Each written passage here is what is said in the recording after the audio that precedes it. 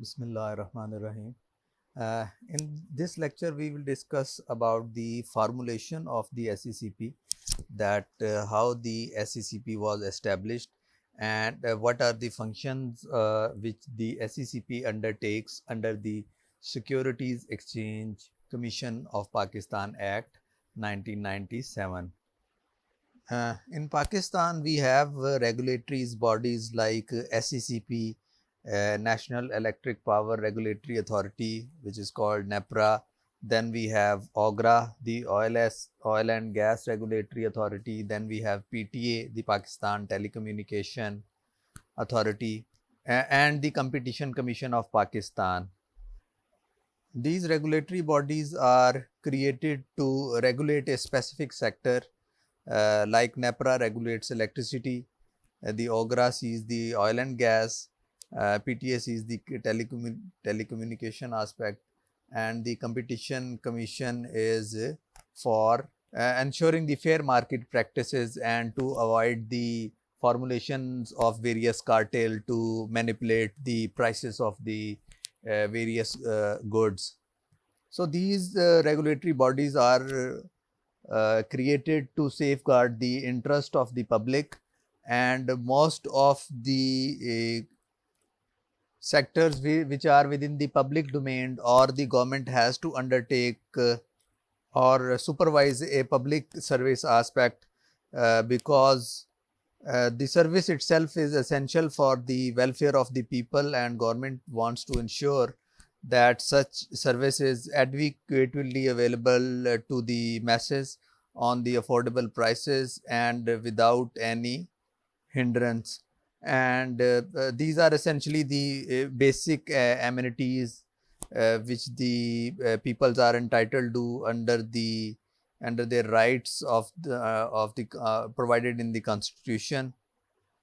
The regulatory bodies can be classified as one of the executive function, but an important aspect of creating any regulatory body is the autonomy and independence of that regulatory agency, because the independence of the regulatory agency is essential for it to adequately perform its role of regulation, uh, and only after having such an autonomy, the such entity can play a better role in the establishment of a better relevant sector as well as overall economic sector, as the common interest cannot be subjected to constant political interventions.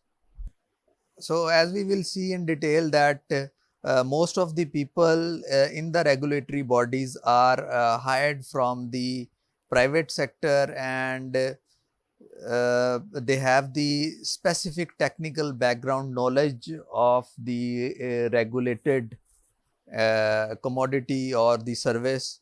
Then the relevant legislation ensures that the best people are hired or selected to undertake the functions of any specific regulatory body. These people are hired from the market after giving advertisements and soliciting proposal from or applications from the experts. We may see certain examples where retired bureaucrats or even retired judges are hired for the positions in the regulatory bodies, but even such kind of vacancies are filled after advertisement and conducting interviews and compliance with the procedure given in the specific act or the ordinance.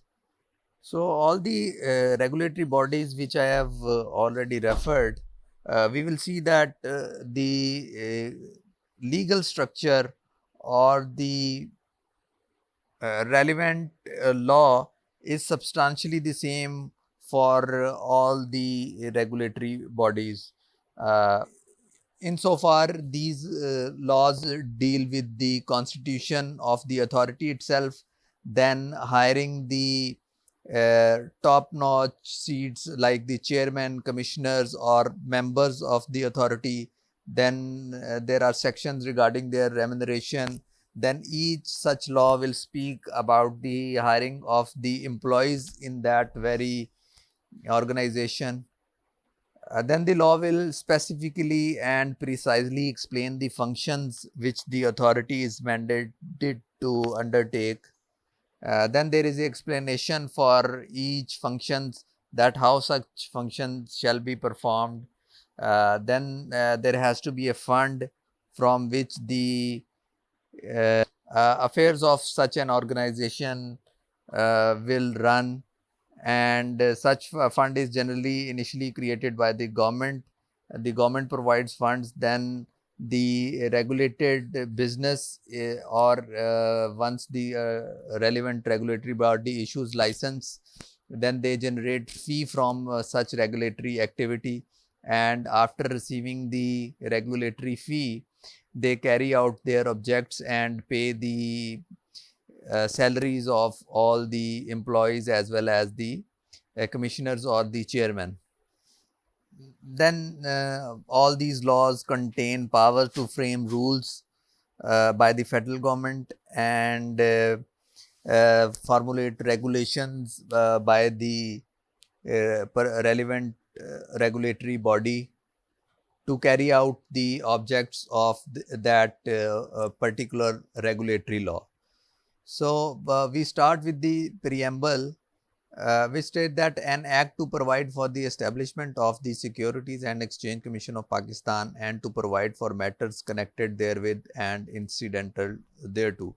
So, the main object of this act was to create a statutory autonomous body that will regulate the affairs of the capital market as well as superintendence and control of corporate entities. So, capital markets are generally considered where individual and the corporate entities purchase or sell equities, and in Pakistan now we have Pakistan Stock Exchange, which is established to develop the capital market in Pakistan. Then the second role of the SCCP is to superintendence and control of corporate entities. So, we have seen that large scale companies generate funds from the public by either selling shares or raising loans from the public. So, it is necessary that there has to be a body or a regulatory institution which will take care of interest of the public and will ensure that these corporate entities works within the regulatory and legal domain so that as to ensure the interest of the public who are making investment in these large scale companies. Section 1 of the SCCP Act state that this act may be called as the Securities and Exchange Commission of Pakistan Act 1997. It extends to the whole of Pakistan, and save for section 43, the act shall come into force at once, and section 43 shall come into force on such date as the federal government may by notification in the official gazette appoint. Before SCCP, there was an institution called Corporate Law Authority, and after the promulgation of SCCP Act, the SCCP has to be formulated, and all the commissioners and the chairman and the employees were required to be inducted. So, as long as the SCCP is functional, then Corporate Law Authority was dissolved under section 43 of the SCCP Act. Section 3 talks about establishment of the commission. The law is clear. It states that there is hereby established a commission to be called Securities and Exchange Commission of Pakistan, and like other corporate bodies, SCCP is a body corporate. It has perpetual succession, Then it has the right to sue and be sued. Similarly, it can enter into contracts, and it can also acquire or purchase movable or immovable properties. So the law is giving a corporate body recognition to the SECP. The very purpose is to create a juristic body which has its own existence independent of its commissioners or chairman, and it has to have a perpetual succession, like its chairman or commissioners are coming and they are retiring, and they're coming on the payroll of SECP, and their induction and their leaving is not relevant for the existence of the SECP, because law is giving status to SECP of its perpetual existence.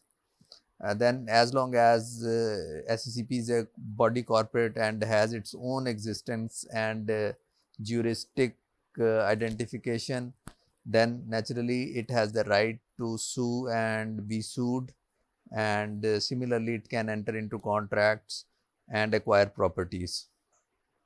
Under section 4, the head office of the SECP is in Islamabad. Then under section 5, it appoints commissioners. A commissioner is the highest post in the commission, and they are hired to regulate a different aspect of the capital market and the corporate sector. SECP regulates the security markets, the insurance sector, then non-banking finance sector, then the corporate law division, which regulates the registration as well as enforcement of various corporate laws like Companies Act 2017. So considering all these aspects, the commissioners are hired with the relevant technical qualification of a particular sector.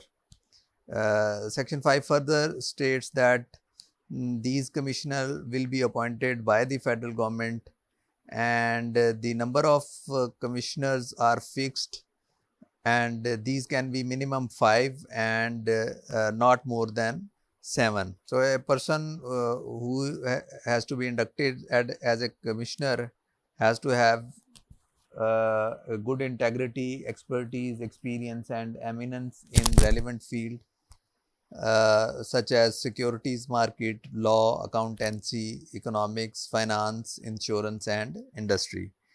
So majority of the commissioner will always be from the private sector.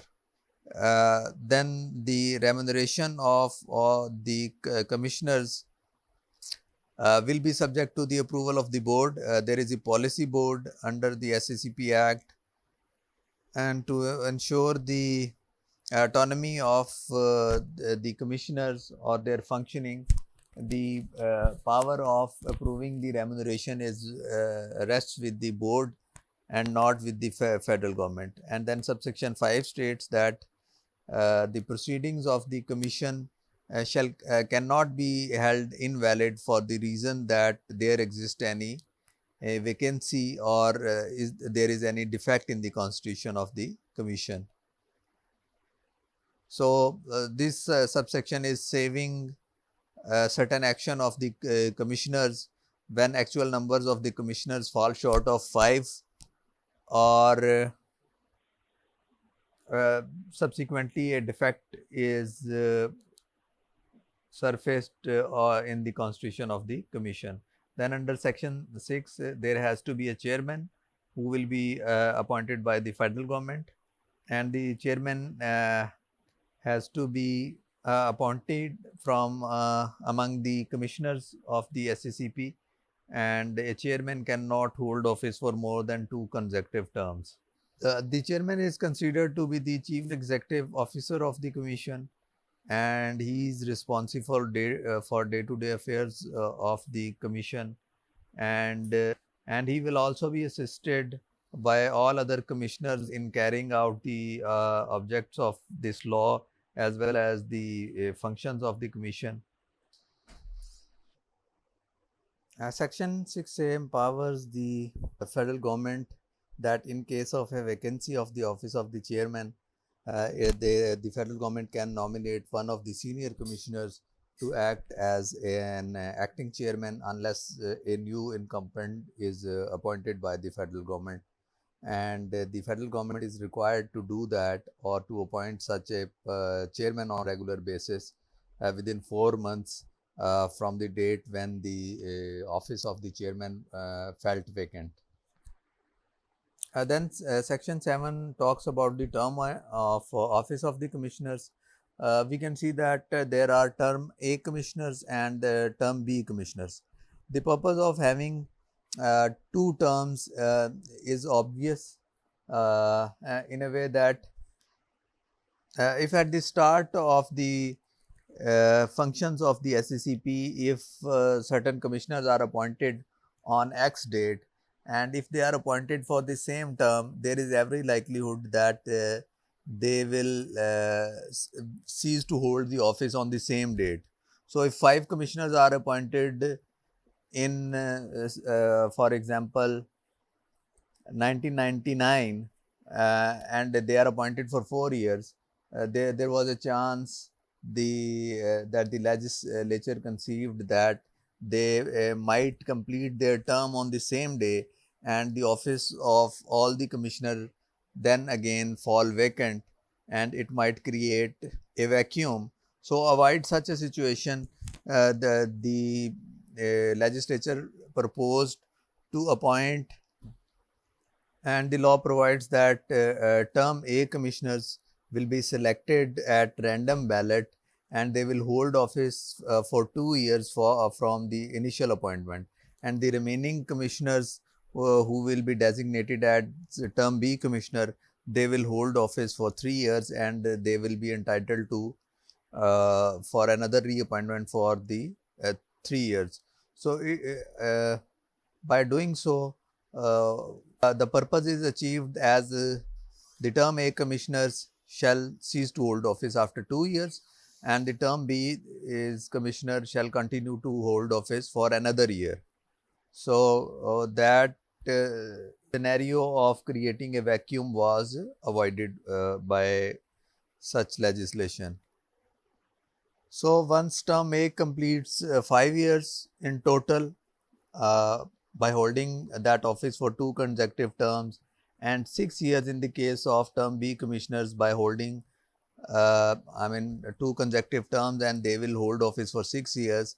They are no more eligible for another appointment, and to fill that vacancy, new appointments will be made, and subsequent to appointment of the term A and term B commissioner, there is no need to designate a new commissioner as such, because the reason of having such a designation ceased to exist. So, subsequent to the seizing of office of term B's commissioners, now the commissioners are appointed for 3 years, and they are eligible for reappointment for another 3 years. Then subsection 3 states that if a person is of more than 62 years age, he is not eligible for appointment, and a person who has attained age of 65 years, he will cease to hold office as long as or as soon as he achieves or he attain the age of 65 years. Then section 8 allows the commission, the commissioners, collectively called the commission, they are empowered to employ certain relevant employees, and their terms and conditions will be proposed by the commission, and it will be approved by the policy board. Then under section 9, the commission can have also right or power to appoint advisor and consultants to carry out the objects of the SECP Act and functions which the SECP is mandated to carry out. Section 10 provides for delegation of the commission's functions or powers. So all the commissioners have the power to delegate their powers to the subordinate employees like the executive directors or the directors of the SCCP, and they have the power to concurrently hold all these powers, and they can exercise all the powers concurrently while they have already delegated such power. The purpose of delegating such power is that not to overburden the commissioners in performance of their functions, and it is the normal practice within the regulatory regime that certain powers or functions of the commission or a relevant authority is delegated to the employees who works under the supervision of the commission or the relevant authority. Then to supervise the policies of the commission, there is a board called the Securities and Exchange Policy Board that consists of 11 members, and 5 of such members are ex officio Secretary to the Government of Pakistan Finance Division, then Secretary Law Division, then Secretary Commerce Division, then an ex officio the Chairman of the Commission, and then Deputy Governor of State Bank. So these 5 members are the ex officio member who hold such an office, or they become member of the board by virtue of they holding another office such as secretary, the chairman SCCP, and the governor State Bank. And remaining 6 members of the policy boards are appointed from the private sector, who are known for their integrity, expertise, and experience, and they have worked in the spheres of commerce and industry, corporate law, accountancy, financial services, investment, insurance, banking, academia, or other relevant fields.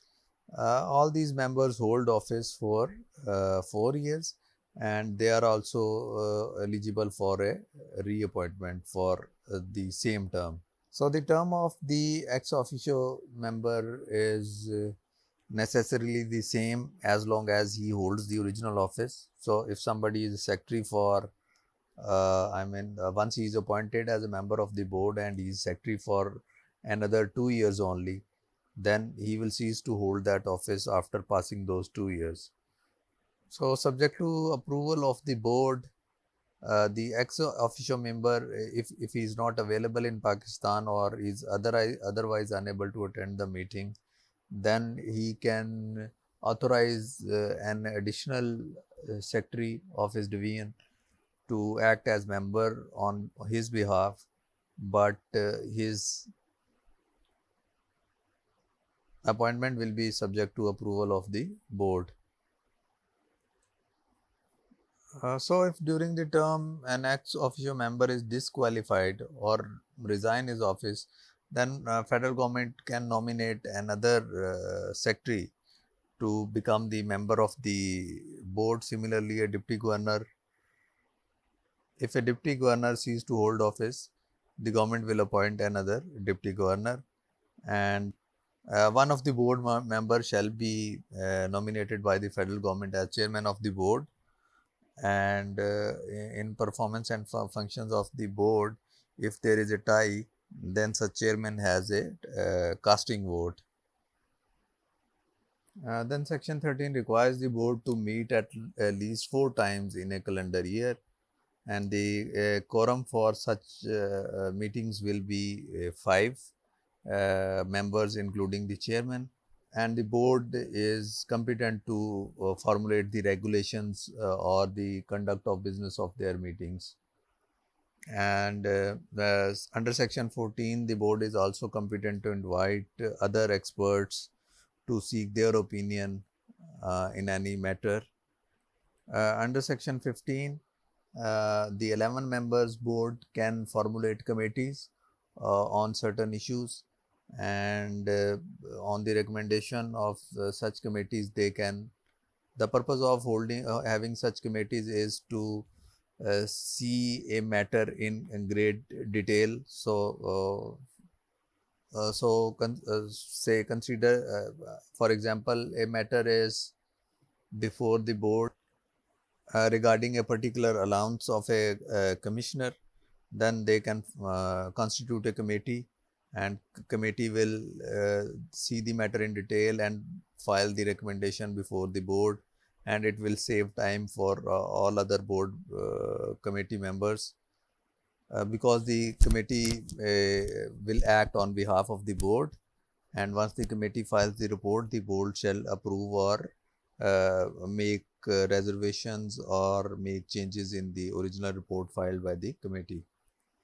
Then section 16 requires the commissioners as well as members of the SCCP that in any matter, if they while performing their functions, if they consider that they have a conflict of interest, they will have to point that out before actually taking part in that meeting. So a conflict of interest situation arises when a member or the commissioner has some interest in the matter, and if he sits in that decision or adjudicate that matter, there is a likelihood that he may not be in a position to make an impartial decision, because the due to having such a conflict of interest, it is not expected that his ability to decide that matter impartially will not be impaired. So the law require him to make such a disclosure beforehand. Uh, then section 17 requires that the relevant member who sees or he has been pointed out that he may have his interest in a particular matter, he is required to give a written notice to the commission that that he cannot sit in that meeting, and he can also set out the particulars of the interest uh, in the notice. Then under section 18, there is a procedure for disqualification of members and commissioners.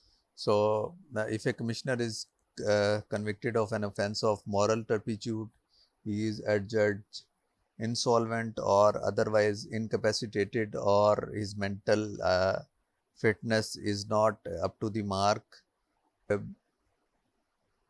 Being a member, he absents himself from 3 consecutive meetings of the board, or fails to disclose a conflict of interest situation, then he can be disqualified from the office of the commissioners or the members. Then section 819 speaks about removal, resignation and vacancies, and it states that subject to subsection 2, appointment of any member or commissioner may at any time be revoked, and he may be removed from his office by order of the federal government if it is found that such persons stand disqualified under section 18. So if it is found on the inquiry that any of the grounds mentioned in section 18 is attracted in a case of a commissioner, then he will cease to hold that office, and the federal government will revoke his appointment. So the grounds given in section 18 can be adjudicated by a competent court of law, and if there after the trial it is found or a judgment or order of the court states that such a member is disqualified under section 18. So if this is not the case, then under the federal government rules, such commissioner will undergo an inquiry, and after that inquiry, if it is concluded that the reasons or any of the reason mentioned in section 18 is attracted, then his appointment will be revoked by the federal government. So it is mandatory that under the rules of the federal government, an opportunity has to be given to the relevant commissioner of being heard, and he will be given a fair chance to defend the allegation against him. And then under subsection 3, A member or commissioner can resign at any time, and he will file this resignation to the federal government. And under subsection 4, the office of a member of commissioner shall ipso facto be vacated if he dies.